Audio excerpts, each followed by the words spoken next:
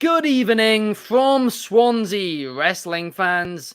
I'm your host, Ben Allison, and you are listening to Wrestling Republic's daily broadcast, your one-stop shop for professional wrestling insight, news, and reviews on a daily basis. Today, we're going to be giving our predictions for WWE Payback, which, of course, is this Saturday night, as well as responding to a controversial take from Ignacio. So we have a lot to get into, but let me firstly introduce the panel for the show. Firstly, the head of reviewing Wrestling Republic, Coby Galenzoski. Man, I feel like this is a repeat of last year when I had to do Clash at the Castle All Out and Worlds Collide in one sitting. Not in one sitting, but in a few days in terms of reviews. But here I am. I have WWE's Payback and AEW's All Out. I don't see a main event in All Out, but today is WWE Payback predictions, not All Out. I can voice my concerns tomorrow, of course. Absolutely, yeah. Tomorrow will be our all-out prediction show, but today it's about WWE. Well, after the first 15-minute segment anyway, which we'll get into in just a minute. But also joining us, we have Shad. How are you today, Shad? Ben, what's going on, man? I haven't done a show with you in a while. So I told Clark that the other day. I was like, I feel like I've been on Clark hosted show, so it's cool to be on a show hosted with you, Coby, and a show, of course, with David, who you're going to announce. Haven't been on a show with him for a minute. Ready to talk about some pro wrestling this weekend, man. We got a lot to watch. Absolutely. And I mean, as you guys, well, you'll probably notice Clark is away for the next few days, and that is because he is in Chicago. He has returned to his hometown for AEW All Out. But also joining us, we have David Sheldon. How are you, David? Hello, everybody. Excited to be here to talk about Payback today. I was more excited to talk about Payback until my eyes were averted to our first segment, which is an asinine amuse-bouche of what's to come. No, I'm joking. It's going to be a fantastic show chatting Payback. I'm an extremely esteemed company. I just wish we'd be listening to esteemed company for the next 15 minutes rather than what we'll actually be listening to. But there we go. There he is. And here he is. There he is. Ignacio, you guys have probably noticed he's been absent from the show for the last few weeks. Well, that's because he's currently out in Canada doing work. But he's missed the opportunity of giving, his controversial opinions. So he has sent them in. He sent in his thoughts on AEW's All-In pay-per-view from last weekend. And I'm going to be honest here, right? I've spent a lot of this day trying to clean up this audio file because there were some audio issues, but I've not actually listened to it all through yet, right? Oh, Ben, I was just focusing on the audio stuff. I deliberately wanted some of this reaction to just be natural on air, right? So without further ado, let's get into it. Can't wait to hear this.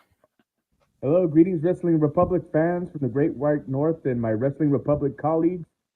Here to give my take on the All-In pay-per-view from Wembley.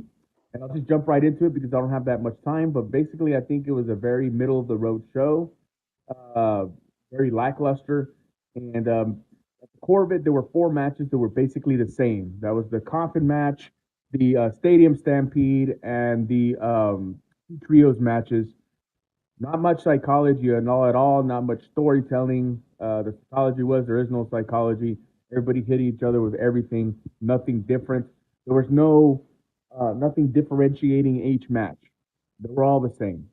The Bucks and FTR match, the Young Bucks style match, garbage, no selling.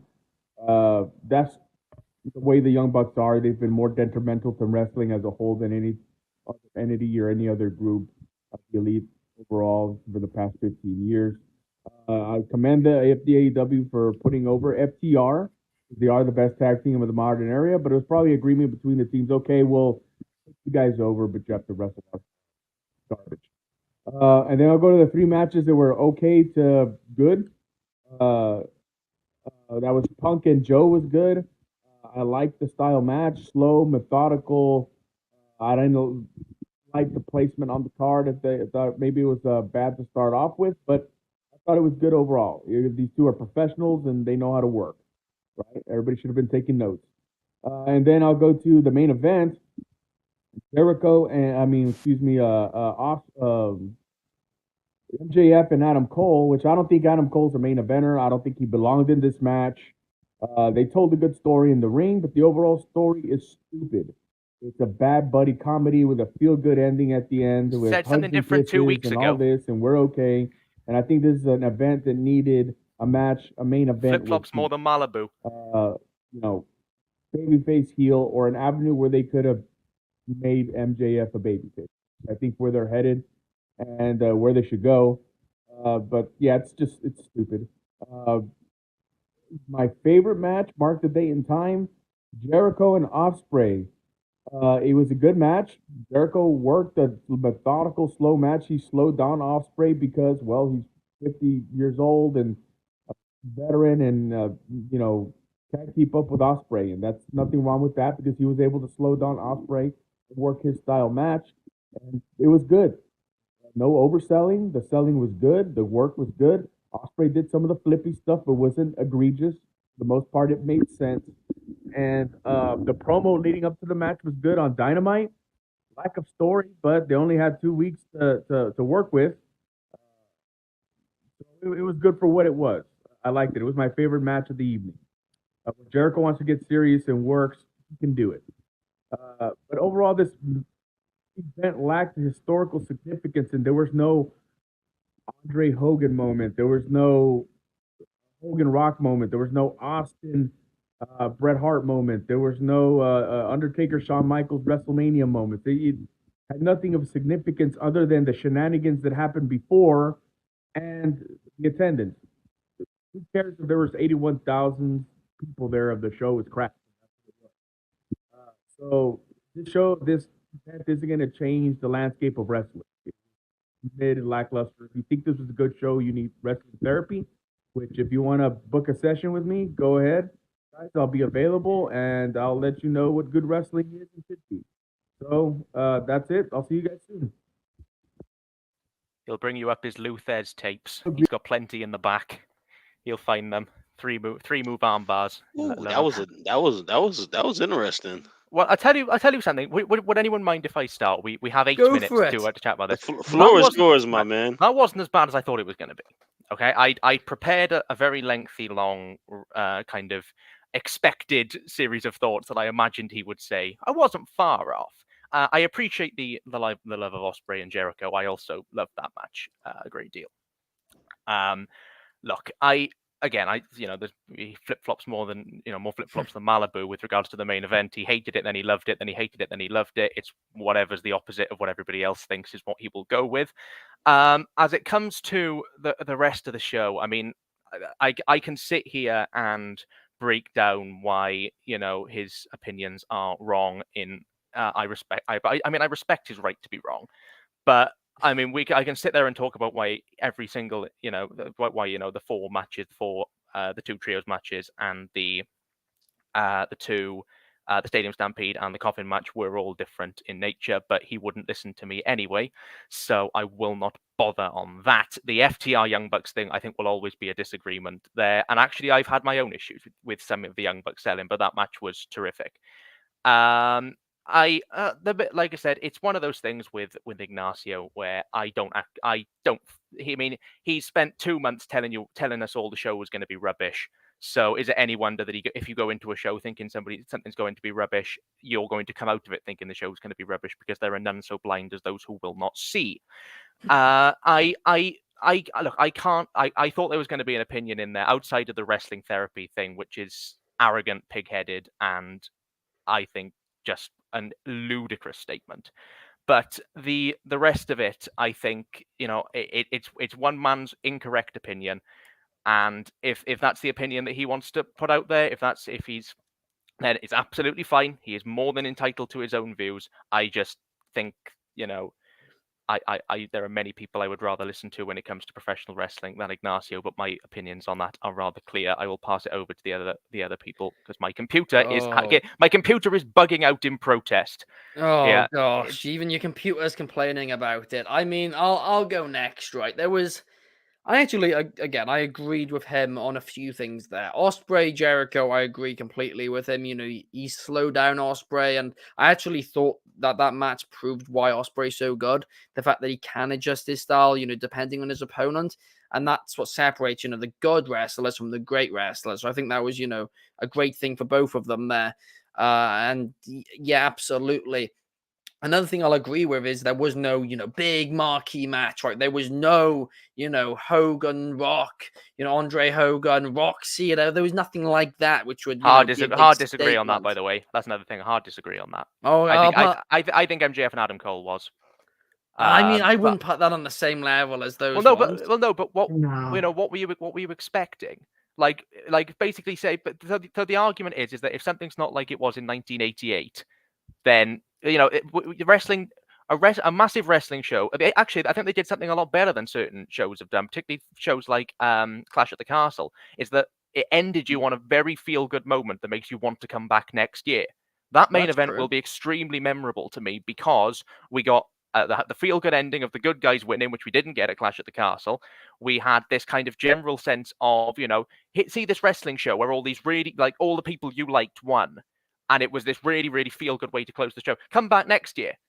You know, come back next year. Look at this kind of everyone ends with the confetti and it's all great. I certainly think there was a marquee moment, not on the level of Hogan or Rock, but you know, not show defining moment by any means. I do understand that, but I disagree that there was nothing that was at like top standards. I think there were several things that were.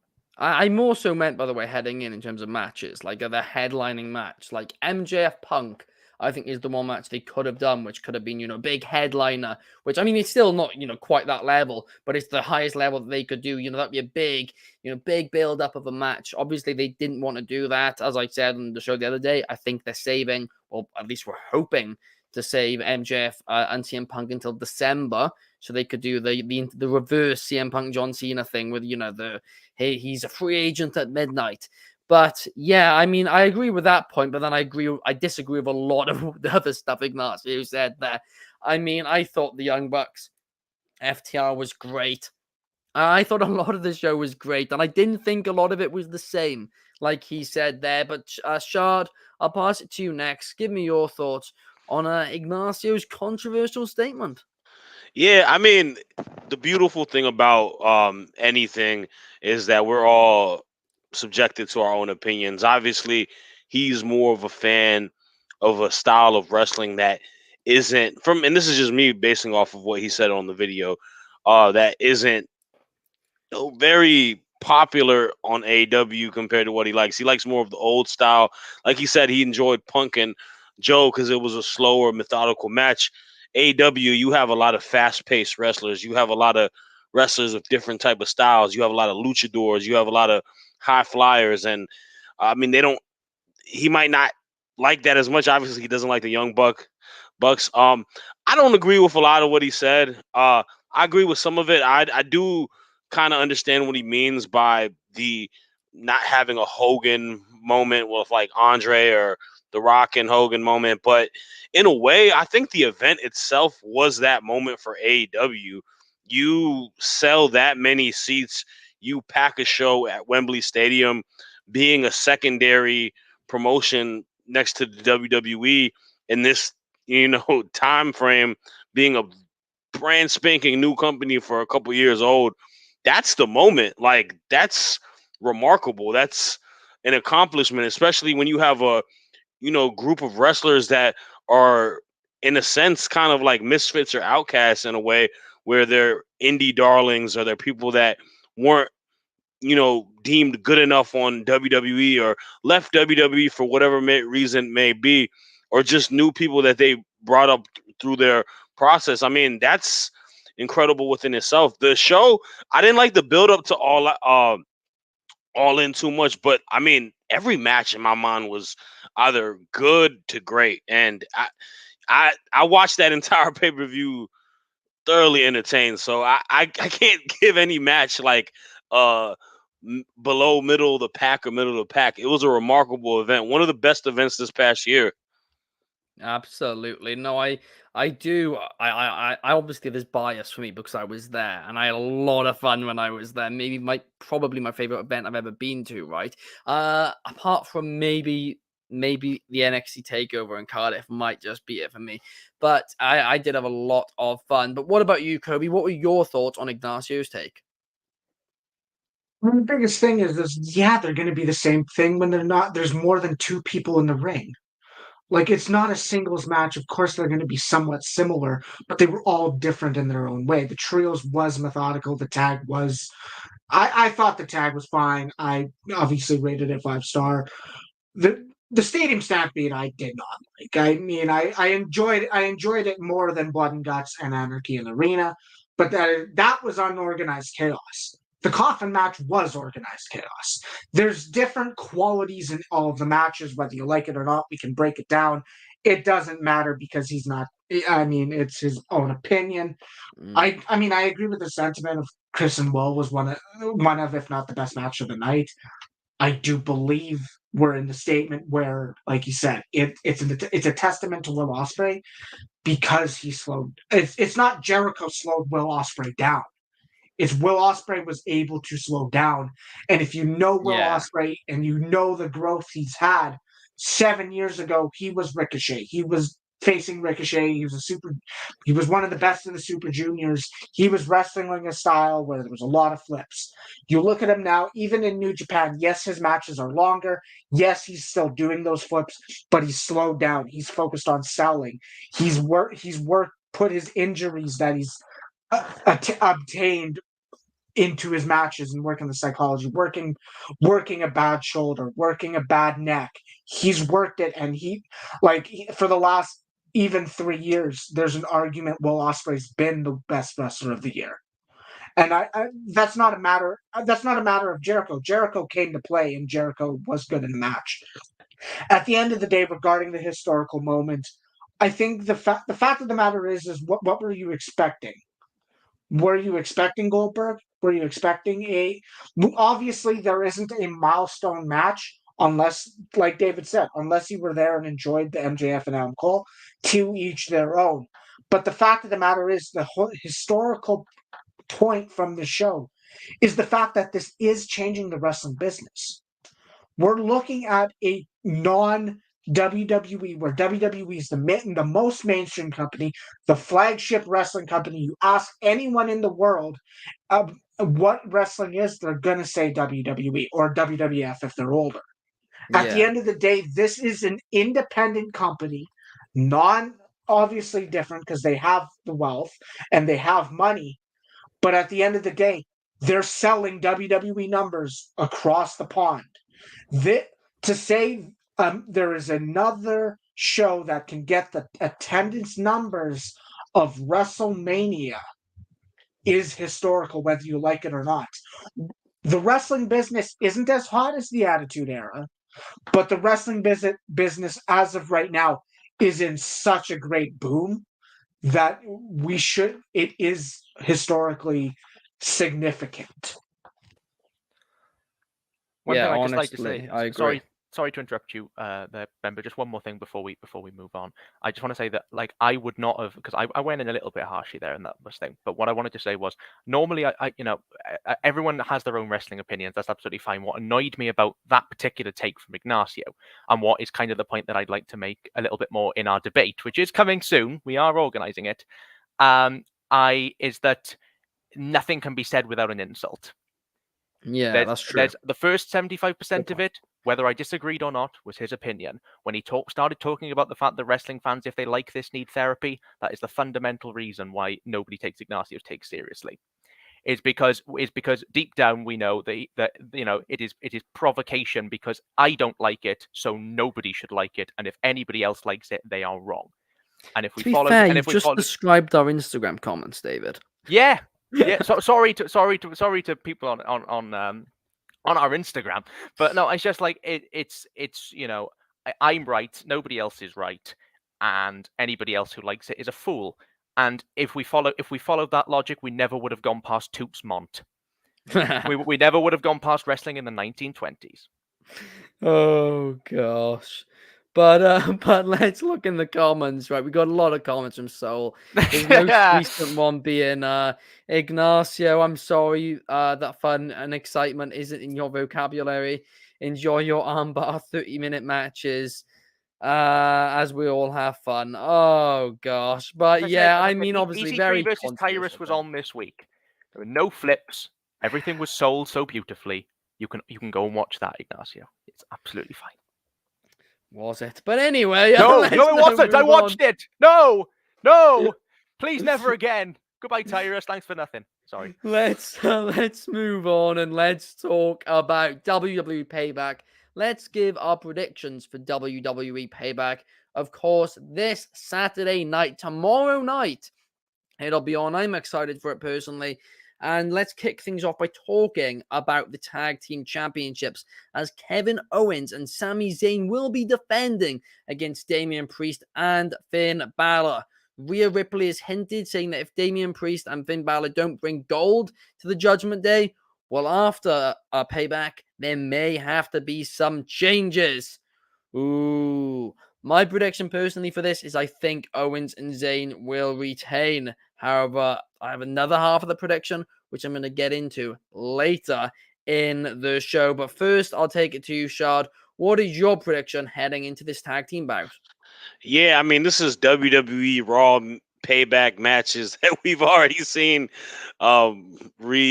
lit together for this pay-per-view. But nah, in all seriousness, I got KO and Sammy winning this match. There's just a lot of turmoil in the Judgment Day. I mean, ever since Damian Priest won that briefcase, it looks like him and Finn Balor have had a fracture in their relationship.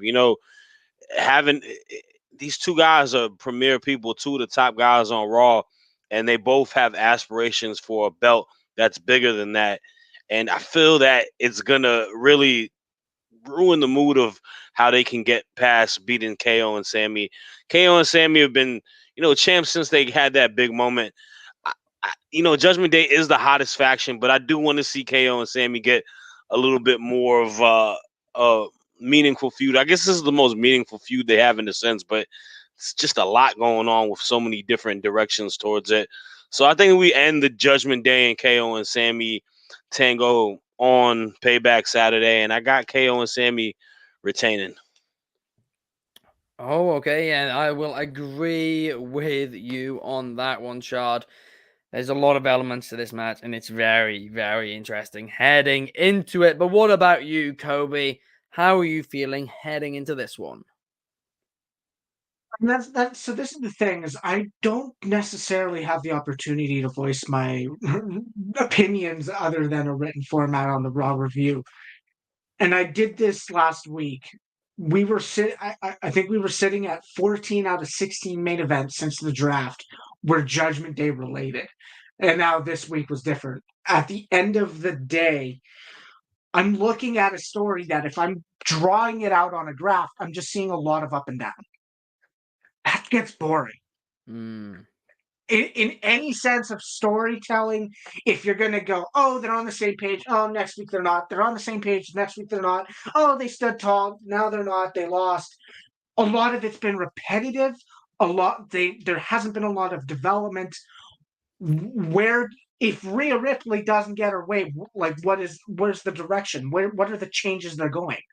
Like what do they replace JD with Damian? I don't know. Like that's the only way I can go.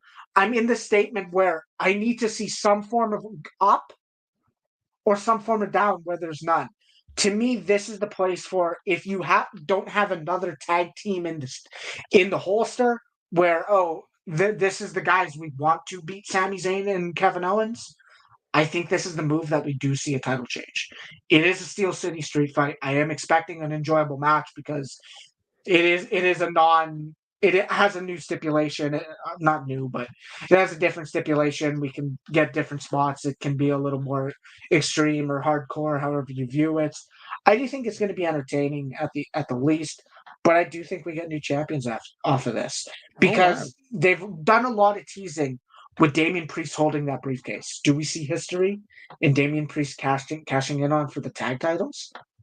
I think story wise, that's a lot of Damian saying, "I'm all about the Judgment Day. Let's put the past, put the issues aside.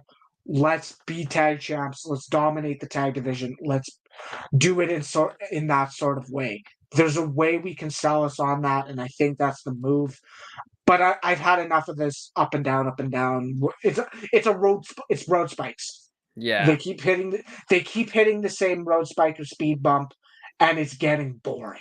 We No, need I will something to agree. change. Whether it's whether they get on the same page and have a championship reign, or the Rhea Ripley changes it happen. But I don't know if they break up yet.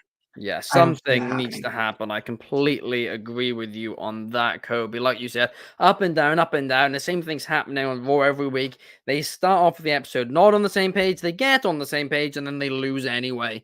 It's a common theme every single week. They either need to split up or, like you said, get back on the same page. I personally think it's going to go the complete opposite way to what you predict. But before we quickly move on to David, got a couple of comments here. Firstly, Matt Williams saying, for me, Payback is still a terrible pay-per-view name. I mean, I don't mind it, but it needs to make sense storyline-wise, and in this situation, it's like it doesn't, to be honest with you, does it? Mark76 is saying, where's DIY? That would freshen things up.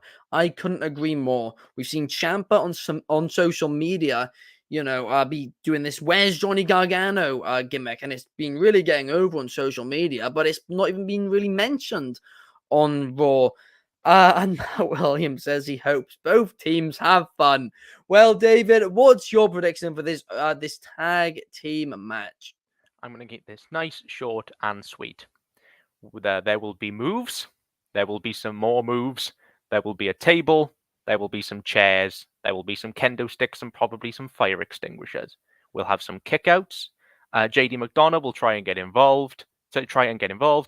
He'll fail. Kevin Owens and Sami Zayn will win. And then can we book something else? Thank you. Oh, I do agree with you. I think we're all on the same page then that they just need to do something with the Judgment Day. They really, really do. But let's talk about something which, it's been giving me a headache on the Tuesday show each week, and that's Becky Lynch and Trish Stratus. They're facing each other in a steel cage. It's going to end their feud, hopefully. I'm not going to get into a rant again. I'm not going to rant again about why this story had so much potential and it just hasn't delivered. I'm not going to get into all of that, right? I'm going to very simply predict that I think Becky will win, and then I think Trish Stratus and Zoe Stark will get into a feud. But Shad, what is your prediction for this match? Well, I get to rant for a second since you already ranted. I don't get to talk about Raw ever. I'm never on these Raw shows. I feel that I agree with you 100%. I think the initial idea of Becky Lynch and Trish Stratus was amazing. I mean, you have the modern day argument as one of the GOATs versus the one that we all grew up with. Maybe me, I grew up. Y'all are younger than me, but grew up as one of the GOATs. The only women's wrestler really who has been a champ. And that initial idea was amazing.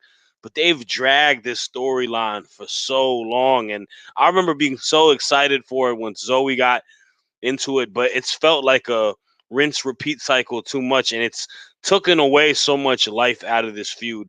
Kudos to both women. I think they're doing the best that they can do in a repetitive feud. I've heard both of them have active frustration about it being a long feud and then kind of being, getting the rug pulled out of their legs from the last pay-per-view. Not fair. Trish Stratus, Hall of Famer. Becky Lynch, future Hall of Famer. Side note, Becky Lynch, I got to give her roses in this, or her flowers in this as well, because I've recently, she's become one of my favorite characters in WWE.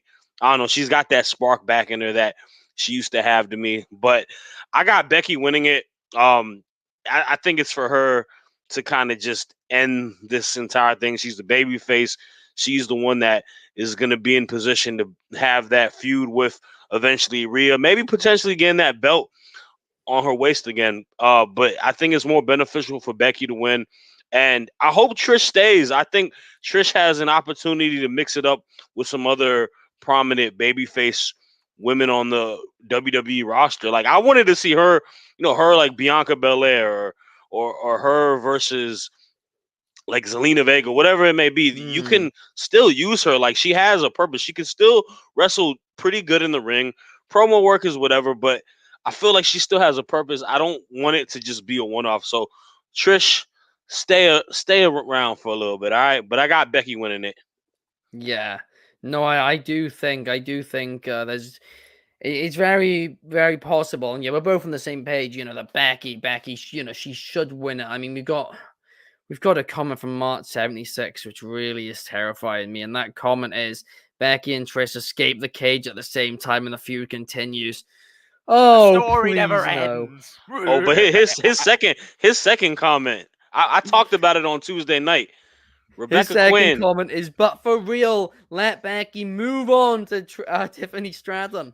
Rebecca Quinn. Do that. Stop ducking Tiffany Stratton. You know who's the GOAT right now. It's really, it's Tiff. What time is it? It's Tiffy time.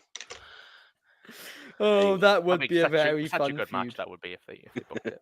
Great. Be amazing. Oh yeah, it'll deliver. It'll deliver when they the get it. promo work will be so funny, man.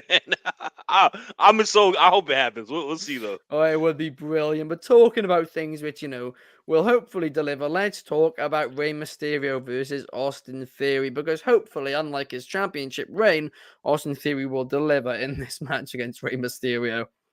Clark's not here, so somebody had to do a dig at Austin Theory. It's the running gig at this point, on this show. But yeah, honestly, Rey Mysterio, Austin Theory, United States Championship. I think this one, I don't think we're going to see a surprise. I think we're going to see a Rey Mysterio retaining the United States Championship. But what about you, Coby? Who do you think will win this bout?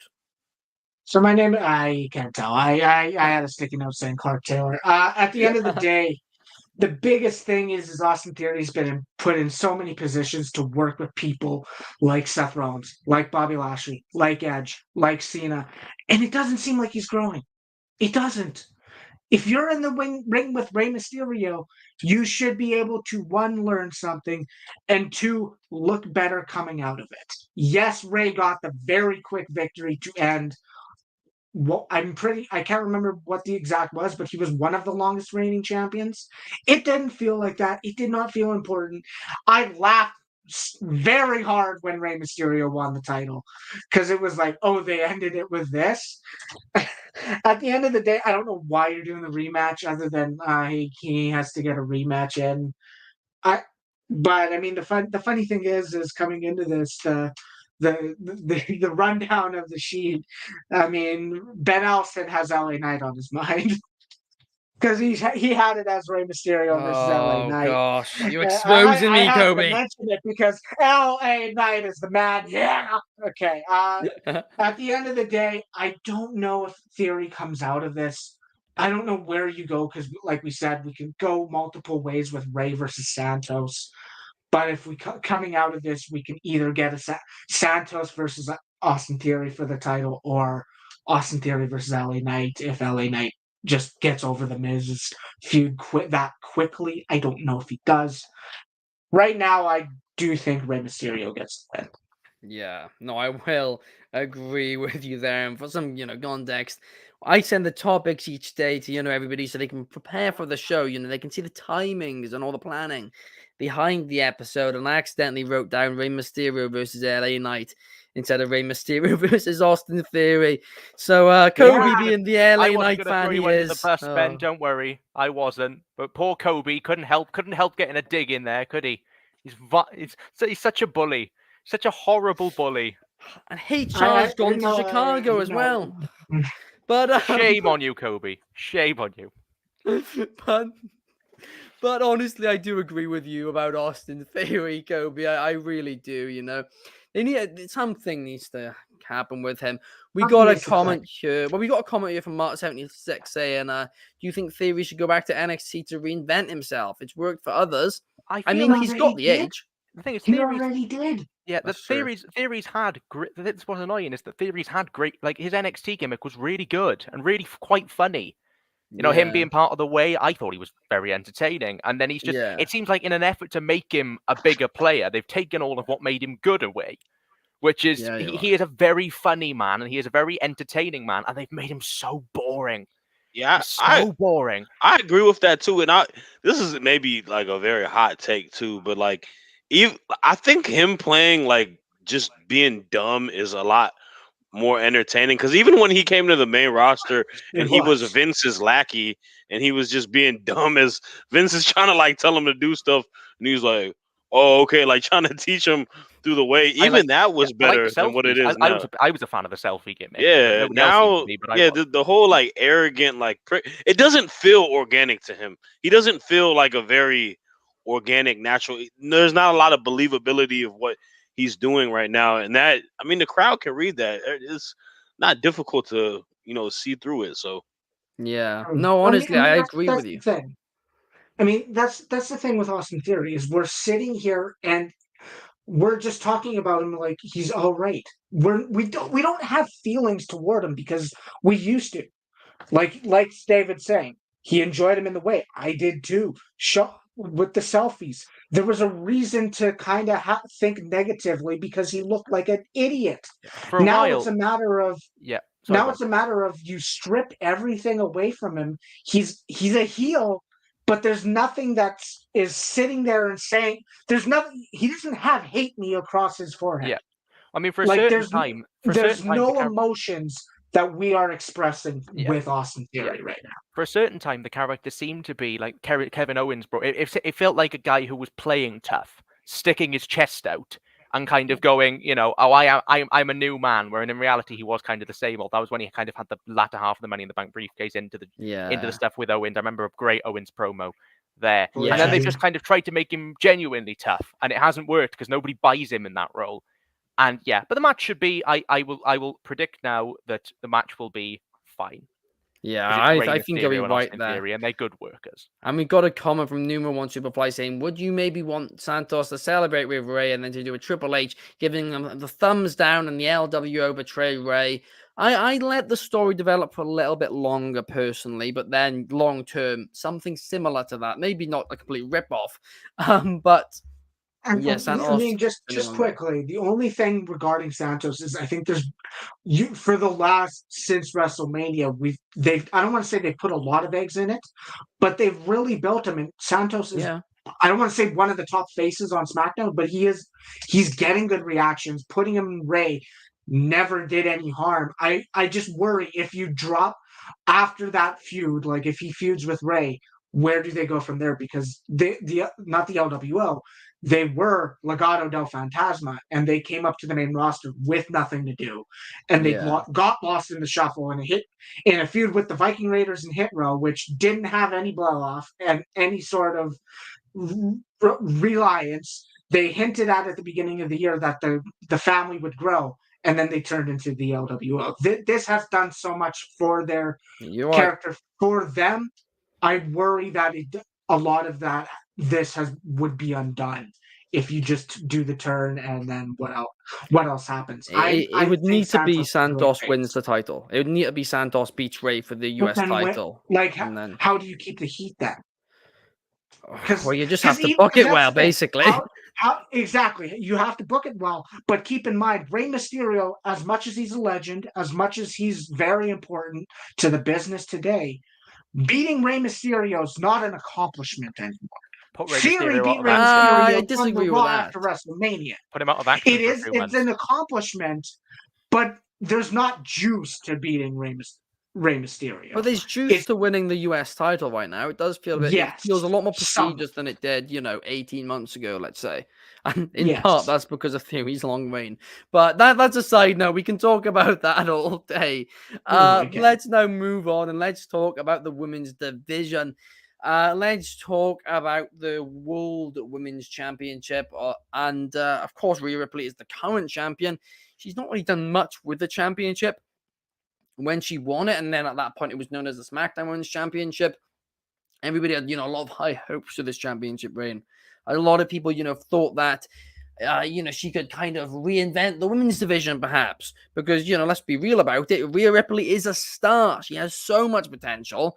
I'm not even going to say potential because she's already reached it. She's great in the ring. She's great on the mic. She's everything you want in a champion. However, she's been booked like, well, just completely awful, basically. I almost said a word which we can't even say on here. That's how bad she has been booked. She's finally getting an opponent. At least she's got a match, and this Raquel Rodriguez. And I don't think, this feud's actually been booked well enough, to be honest, because most of this feud has just been Raquel's been out injured. That's it. It's whatever, but I think it's going to be a really good match, right? Taking away the story, my issues with it, how, whatever. I think the match itself will be really, really good. I'm just hoping from here they give Rhea Ripley more challengers, because I don't think giving Raquel, the title is the solution here. I think the solution is just giving, Rhea Ripley more feuds and bugging her better. But David, give me your prediction on this World Women's Championship match. I feel like this has to be the best match on the show. To be Oh, honest, I feel like it kind of has to be, because Rhea Ripley is amazing, right? We all know this, that this is not a hot take to say that Rhea Ripley is really good at her job. I do think her reign since winning the title at WrestleMania has hurt the women's division a lot more than it's helped it. Because in the few months we've had, we kind of half put Zelina over, but she did get squashed, but we got the Puerto Rico moment fine. Squashed Natalya, then had a good match with Natalya on Raw, very good match with Natalya on Raw, but by that point it was kind of a bit late. Then squashed Indy Hartwell, squashed Candice LeRae. Any other feuds I can't remember? People she's just beat really quickly. I genuinely can't remember. NXT. Lyra Valkyria. The NXT, but that feels so. That feels she's very had more separate. time in The NXT stuff feels very women's division. separate.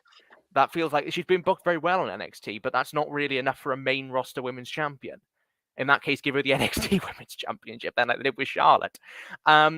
The fact is, like, the main roster booking has been pretty poor. She's been background to other people, and it's kind of made a lot of the women look a bit pants. Rhea versus Raquel have had great matches in the past. Their NXT matches were brilliant. I think that they will both bring their A game. I don't think this is going to be a short match. I think this will be given time, and this will be treated like a World Championship match. I think Raquel will give a lot to Rhea, and Rhea will give a lot to Raquel. I think they'll work very well together. They've shown they have in the past. Rhea's going to win. There's no way Raquel's taking the title off her. It's just not happening. But I do think that this could be a really good match. But I think in order to establish that Rhea Ripley is a main event level, like as in a women's champion, befitting of that top status, where like just getting to face her on a pay-per-view now is like a huge challenge. And like I think she finally needs to give somebody more than a squash, of course. Like Gunther's the prime way of how you book a dominant champion. Give something to your opponent, but look strong in defeat. Look strong in victory. And that's what I think will happen here. I think Raquel, they've got to show that people can beat Rhea. Otherwise, can take Rhea to her limit. Otherwise, it's going to get really boring really quickly, because it already has. Yeah, you're right. But love Rhea. Don't take this away that I'm saying this because I love her so much, and I've just been really disappointed with like Rhea versus Candice LeRae as a pay-per-view match, and it was thrown away in a minute and a half on Raw. It's unforgivable, to be honest. But I think this match will be great, and I really hope it delivers to the extent that these women can. Just needs time. I hope you are right, David, and I think you will be. I think it's going to be a banger of a bout. But now let's talk about a banger of a feud, and that is LA Knight versus The Miz. When it started, I had my issues with it. Obviously, just completely ignored the brand split, and I still don't know how I feel about that, but it's whatever, right? And that's what they're doing nowadays. They're ignoring the brand split at times and acknowledging it at others. Who knows what's going on? I don't for sure, but at least it's not happening on an episode of Raw or SmackDown. It's happening at a dual brand pay-per-view premium live event. And I'm excited for it. I really am. The Miz, of course, dressed up. He cosplayed as LA Knight this week on Raw, and it was hilarious. The best Miz segment in quite a while, in my opinion. And I'm very excited heading into this match. But Shad, give me your thoughts. Who do you think will win, LA Knight or The Miz? Yeah, I mean, this feud has been the best. This is the best thing on the card in regards to what's been built up.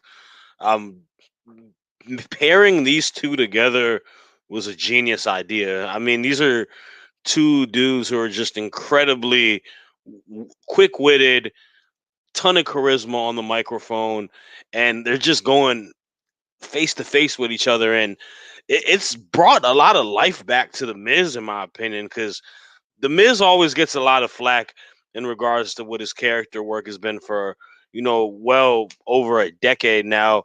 And people always complain saying, "Oh, he's the same old Miz, whatever it may be." But he is a veteran, and I feel like in a lot of sense he's underrated in a way. I feel that people should kind of give him a little bit more praise of what he does.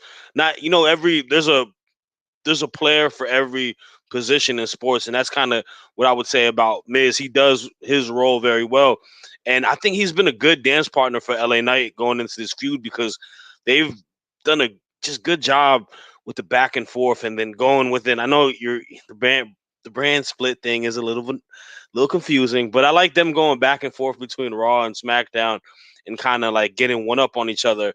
Um, in regards to who wins it, I think it's got to be LA Knight. I mean, LA Knight is kind of the guy that is anointed as one of the top people on WWE right now. I mean, you hear all the crowd reactions from when he goes to stadium upon stadium. You see the numbers of all the merchandise being sold.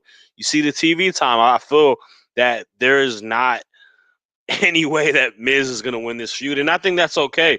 I think Miz will give him the good enough, rub in regards to being a good feud for him, and letting LA Knight get this and keep, building up. We're gonna get that big LA Knight moment for a title. I think maybe some of us could, as fans, we want to see him just get that moment, but I'm gonna trust the process a little bit. I think he's slowly picking up these feuds, getting some wins, and I think he's gonna probably get gold. Whether it be, I would assume either the U.S. title. If they really don't care about the brand split, maybe you can get that title, the one that Seth has. But who knows? But I got LA Knight winning this. Hey, I do agree with you there. The only thing I actually disagree with you on is I personally do not think The Miz is underrated anymore. And I'll tell you why I don't think that. Just to be clear, I think The Miz is awesome. I think he's one of the best in the company in terms of an overall package. But the reason I don't think he's underrated anymore is because almost every week people are saying, I'm hearing a take, that he's underrated. And when everybody thinks you're underrated, I'm not sure if you can be underrated. So that is my 2 cents on it. I do think The Miz is finally being appreciated by fans, and he deserves it. But now let's move on and let's talk about the main event of Payback. Seth Rollins will be defending the World Heavyweight Championship against Shinsuke Nakamura, and this is a match which I'm hyped for. Me and Clark said it on the Tuesday show. I don't know, when the last time was that I was so excited for a Shinsuke Nakamura match. I really don't. It feels like it's been a long, long while. Maybe Styles in that WrestleMania match was under-delivered. Maybe that was the last time.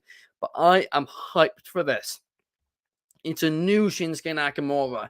David was saying on the show the other day he wants him to hit harder again. I hope that's the case because it would fit this gimmick perfectly. However, despite the fact I think Rollins and Nakamura are going to put on a banger of a bout, I don't think Nakamura is going to win.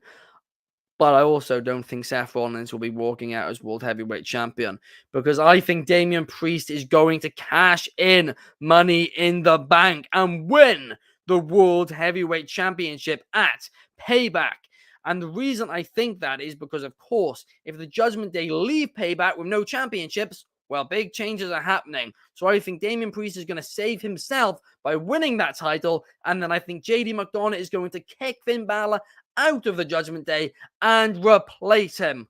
The only issue with this logic is it would likely mean there's, Finn Balor's going to be in another World Championship feud, as he'd surely be feuding with Priest at that point after he feuded with JD.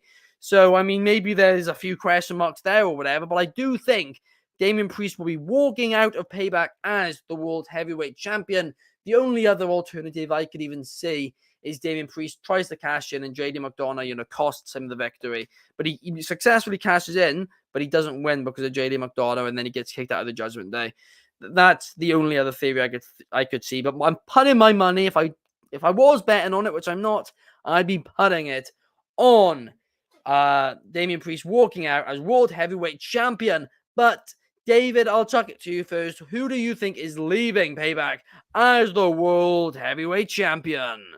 I think you took the words directly out of my mouth there, because that was pretty much exactly what I was going to say. I think Rollins will win this, and then I think Priest will cash in post-match and will win, because I think Triple H has been quite good at having one marquee moment on every show that he's done, be it a match or an angle. In the case of, we had Bray's return, we had things like that. We had the Sami Zayn angle at the Rumble. There's always seems to be something huge that happens at every show, regardless if it's a B or an A show. Of course, the card is good. The card, it's a standard B pay-per-view card to me, but there's nothing that's like jumping out at me as going, oh, that's like match of the year candidate or anything like that. So I think there's going to be a big angle, and I think that's what the big angle will be, is Damian Priest cashing in. I saw some people say that it wasn't a big enough show for a cash-in. Like, we've had cash-ins on episodes of Raw or episodes of SmackDown. We've had cash-ins everywhere. Most Money in the Bank cash-ins are ways to spruce up B pay-per-views. That's kind of how they've done it loads over the years. I repeat, you mentioned about my take about Nakamura. I agree. I want him to hit harder. I want all that. Obviously, as I said, he's aging now, so we can't expect that New Japan like insanely high level from him anymore. And I don't expect that. But I just want a bit more of an edge to Nakamura. I think Nakamura will go after the back. That seems to be the basis of this feud, is the back. And that'll be all fine and dandy. I don't want to be negative and I don't want to be pessimistic, because I like Nakamura and I like the new character, the new edge he's got. But I remember getting extremely hyped for Nakamura and Gunther when that happened, and thinking this was the turning of a new leaf and a new Shinsuke. And the match was good. It was a good match. That's the thing with Nakamura. Very rarely does Nakamura have a bad match. That's true. But he doesn't seem to have that kind of, like, he doesn't have the level. I think that John Cena was the last person I can remember who gave him that top level match, and that was 6 years ago. So it's like, obviously he won the Rumble and he did all that, but then the AJ Styles feud was disappointing. So I feel like over the last few years we've had, I love Nakamura. And I really hope that this is a nice little showcase for him that can keep him at that level. And it's not just, here's your new character, here's your loss to Seth, here's your plummet straight back down to where you were before. I do hope, we can see a new side to Nakamura and we can have him higher up the card, because I always enjoy Nakamura on screen. He's just not where he was in New Japan. So again, nor really should he be at his age now. So the match should be good. I don't think it's going to be the best match on the card. I think it might even be the third best after the women's match and the tag team match. Maybe even, it depends on Becky and Trish. I reckon that's going to be overbooked nonsense and good fun. But, I think it's going to be, I hope it's a brilliant match. I'm suspecting it'll be a good match. Prove me wrong and have that brilliant 5-star match, guys. But yeah, it's what it is, really. Should be a good match. Yeah, I will agree with that. And Mark76 is saying Nakamura and Cody next. Oh, I would be down for that. I certainly would. And Numero 1 Superfly has given his opinion by saying, have Damian win the World Championship. Have that as the get out of jail free card, and let Finn take all the blame as the only guy without a championship. Yeah, I think that could well be the case. But Coby, what is your prediction heading into the World Championship match between Seth Rollins and Shinsuke Nakamura? Regarding this match, we're sitting here and we're talking about how, it hasn't even been mentioned right now, but it's been mentioned on Tuesdays. This entire heel turn, the video packages, this is Shinsuke Nakamura's superior heel turn. This is Shinsuke Nakamura. This is the next peak. He hasn't been at another peak since his debut. We can all physically sit here and agree his debut match in WWE and Sami Zayn was his best match in WWE. Maybe the Cena match being the next choice. But at the end of the day, we're sitting here and I'm thinking, yes, we know Seth is so hot with the crowd, and to take him away and to try to let him repair that back, I don't know if how much time he actually needs off. But I don't know where you take Seth next. What I don't want to happen is something happens just to make another rematch at the next show at Fastlane. At the end of the day, if you're going to do that, I think you have to have a title change. I think that obviously we're in a scenario where this is me putting a booking hat. This is me not speaking from the heart, but this is me thinking. If you presented me with the choice of where to go, if Damian Priest and Finn Balor win, Sami Zayn and Kevin Owens are untethered. Survivor Series is in Chicago. That's a hot wrestling crowd. That's a wrestling crowd where you're going to get a lot of fans. If Shinsuke Nakamura versus Sami Zayn for the world title, that's a money rivalry. You can have Seth take time off and put Sami Zayn and Kevin Owens. Maybe they're friends. Maybe they're friends who both want to go back up. Like maybe you have a Sami Zayn versus Kevin Owens match on a Raw to get to a world title match with Shinsuke Nakamura. But I think Shinsuke needs to take the title because there are other faces we can put in a top position. There aren't other heels we can put in a top position. This has added a heel to the Raw roster, but we're looking at it, okay, if Seth beats Shinsuke Nakamura, who is he going to feud with? Yeah. Judgment Day again? I don't think we're going to get... I think there's a possibility he's more likely to cash in on the tag titles than the world title right now. But at the end of the day, who's he going to feud with?